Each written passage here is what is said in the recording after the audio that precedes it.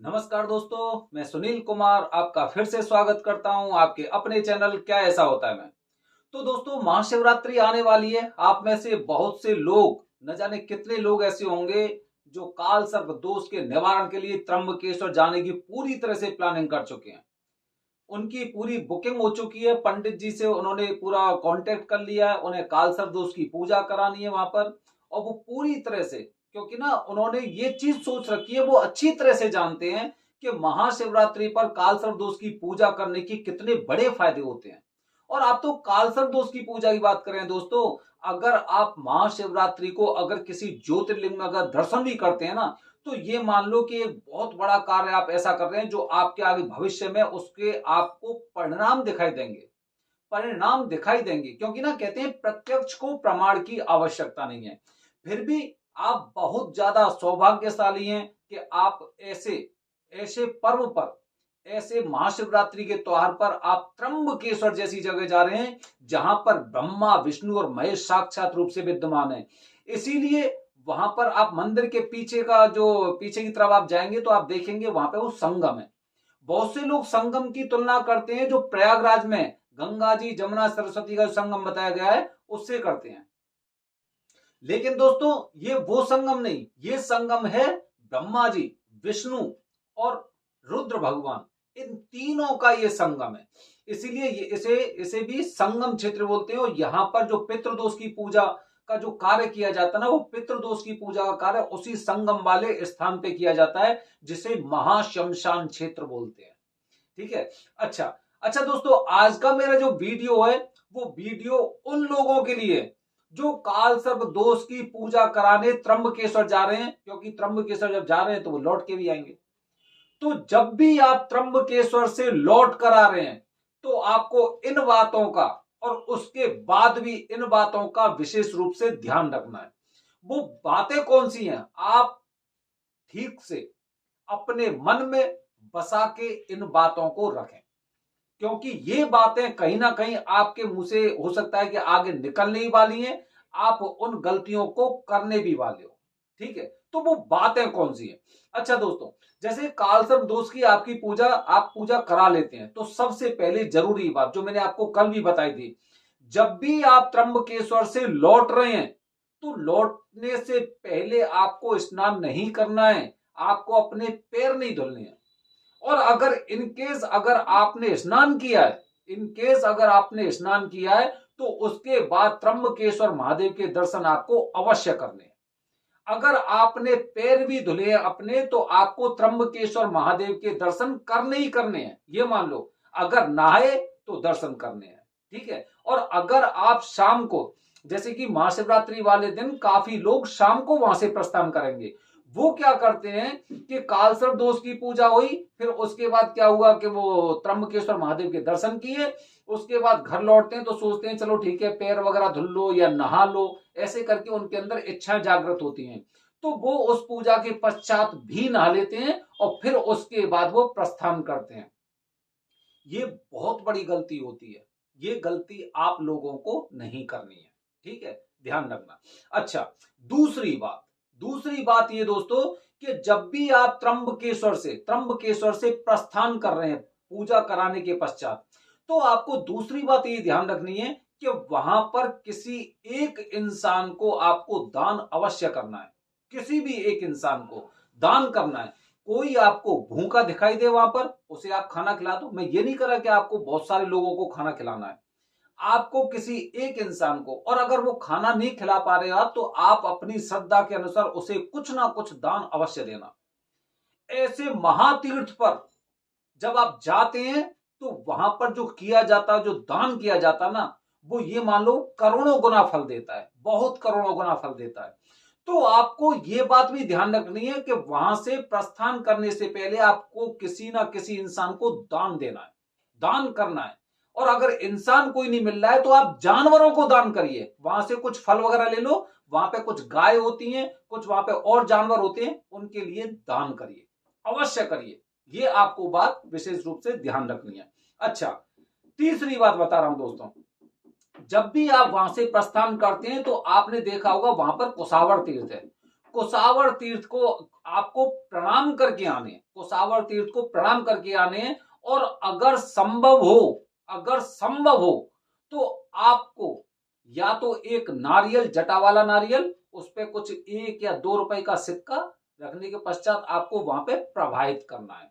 ठीक है, जटा वाला नारियल आपको कुशावर तीर्थ में, मतलब ये मान लो कि प्रवाहित करना ही है। आप ये भूल जाओ कि ये कहां जाएगा कहां नहीं जाएगा, लेकिन ये कार्य आपको करना ही है। जो इंसान कालसर्प दोष की पूजा कराने के पश्चात त्र्यंबकेश्वर से लौट रहा है, ये मैं उनके लिए बात बता रहा हूं। अच्छा, चौथी बात दोस्तों, जैसे आप एकदम अपने रूम से चलेंगे, रूम से चलने के बाद आप एक बार बस स्टॉप पहुंचते हैं। बस स्टॉप पे जब आप पहुंचेंगे तो आपने देखा बस यहां पे खड़ी हुई है नासिक रोड के लिए। तो आपको क्या करना है, आपको बस में बैठने से पहले, बस में चढ़ने से पहले त्र्यंबकेश्वर क्षेत्र की तरफ आपको हाथ जोड़कर थोड़ी देर के लिए खड़े होना है। उनसे प्रार्थना करनी है कि त्र्यंबकेश्वर महादेव भोलेनाथ जी, मैं यहां पर जिस उद्देश्य से आया था वो उद्देश्य मेरा पूरा हो, मेरी आपसे यही विनती है। तो इस तरह से आप अपने मन की बातों को, जिन बातों से आप परेशान थे, जिन दोषों से आप पीड़ित थे, जाते समय उनसे ये प्रार्थना जरूर करनी है, आपको अवश्य करनी है कि मैं जिस काम से आया था, जो मेरा काम यहां पे आने का उद्देश्य था, उस उद्देश्य को मेरे को पूरा करना। और जो मेरे अंदर आपके प्रति जो भक्ति पैदा हुई है, वो भक्ति कभी खत्म ना होने पाए। ये भक्ति इतनी बढ़े कि मैं इस लायक हो जाऊं, मैं उस मुकाम तक पहुंच जाऊं कि आज मैं इतने सालों बाद आया हूं, मैं हो सकता है हर साल यहां पर आपके दर्शन प्राप्त करूं। मुझे इस लायक बनाइए। मतलब जो आपकी इच्छा है ना, वो इच्छा आपको उन्हें बतानी है।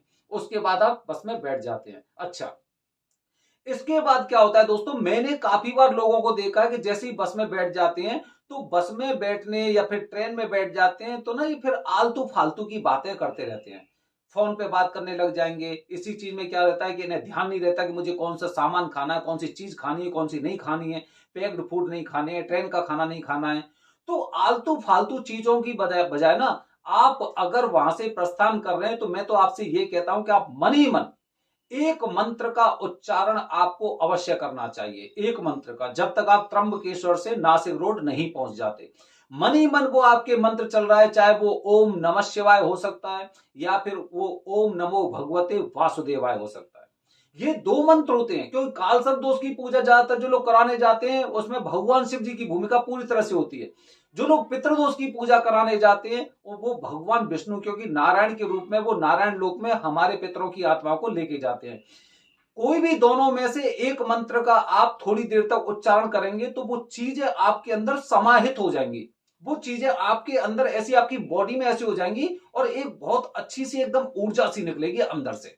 ठीक है, तो ये बात भी आपको ध्यान रखनी है। ज्यादा आलतू फालतू की बात ना करें। पूजा कैसे हुई, किस तरह से पूजाई, बिल्कुल विचार नहीं करना है, बिल्कुल नहीं सोचना है। ठीक है, ये काम आपको बिल्कुल नहीं करना है। पूजा कैसे हुई, पंडित जी कैसे थे, वो कैसे थे, पूजा की सामग्री क्या थी, वहां पे पूजा होनी थी, यहां पे पूजा होनी थी, मंदिर में दर्शन होने पे लेट हो, कुछ भी नहीं सोचना है। आपका काम सफल हो गया, अब आपको उस बारे में बिल्कुल नहीं सोचना है। आपकी पूजा हो गई, आपने भगवान भोलेनाथ जी से प्रार्थना कर दी, अब बस आप वहां से प्रस्थान कर रहे हो। ठीक है। अच्छा, अगली बात बता रहा हूं। मैंने बहुत से लोगों, पहले मैं अगली बात बताने से पहले मैं आपको एक एग्जाम्पल दे रहा हूं। दोस्तों, जैसे आप लोग जानते हैं ये हिंदुस्तान है, यहाँ पे कंकर में शंकर भी होते हैं। आस्था के नाम पर यहाँ पे लोग एकदम पूरी तरह से, मतलब ना ये मान लो कि वो आस्था में पूरी तरह से लीन भी रहते हैं।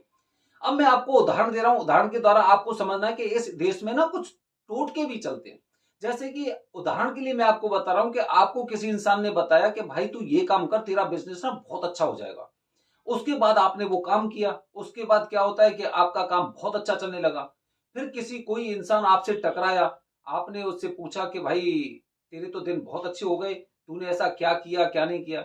अब क्या होता है कि आपने ना वो चीज बता दी, तू भाई या तो ऐसा कर ले, या फिर आपने क्या किया कि आपको पता है कि भाई इस इंसान ने मुझे ये तरकीब बताई थी, हो सकता है इसके पास और भी तरकीब होंगी, आपने उस इंसान का पता उसे दे दिया।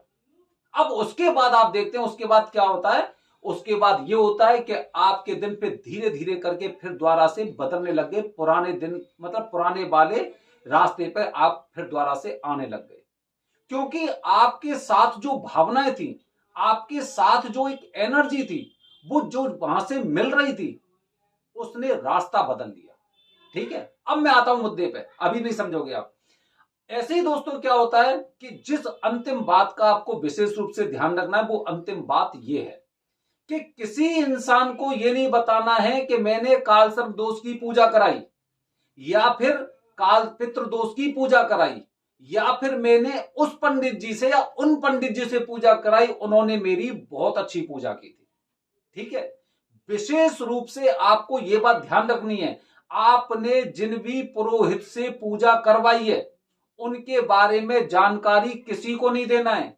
आपने जो पूजा करवाई है उसके बारे में जानकारी किसी को नहीं देना है, किसी को नहीं बताना है। ये गुप्त चीजें होती हैं, गुप्त। आप त्र्यंबकेश्वर में देखेंगे, वहां पर आपको ब्रह्मा विष्णु महेश का संगम दिखाई नहीं देगा, वो महसूस होता है, महसूस होता है। तो आपको इन चीजों के बारे में जिक्र किसी से नहीं करना।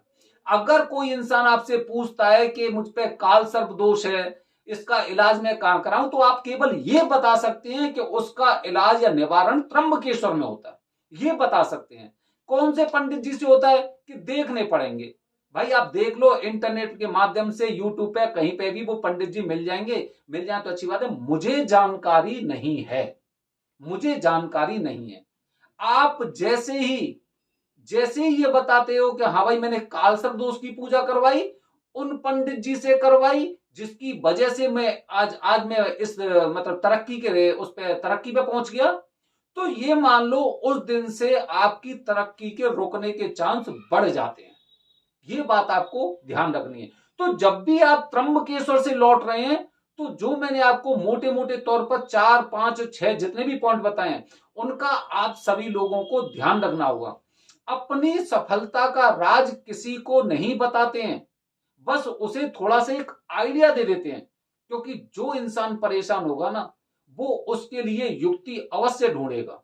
अगर बिना तपस्या के अगर फल मिलने लग जाते, तो रावण भी इतना बलशाली नहीं होता, और राक्षसों को जो दैत्य थे उनको भी इतनी शक्ति नहीं मिलती। तो दोस्तों, जब भी आप त्र्यंबकेश्वर से पूजा करा के लौट रहे हैं, तो इन बातों का विशेष रूप से जब आप ध्यान रखेंगे ना, तो आप ये देखेंगे कि आपके कालसर्प दोष पूजा कराने से पहले कैसे दिन थे और उसके पश्चात आपके दिन कैसे हैं। उसके बाद वैसे जो एक बेहद महत्वपूर्ण बात है, वो बात ये है कि आपको 40 दिनों के नियमों का पालन करना है। बने रहिए हमारे चैनल के साथ दोस्तों। धन्यवाद। जय हिंद, जय भारत, हर हर महादेव।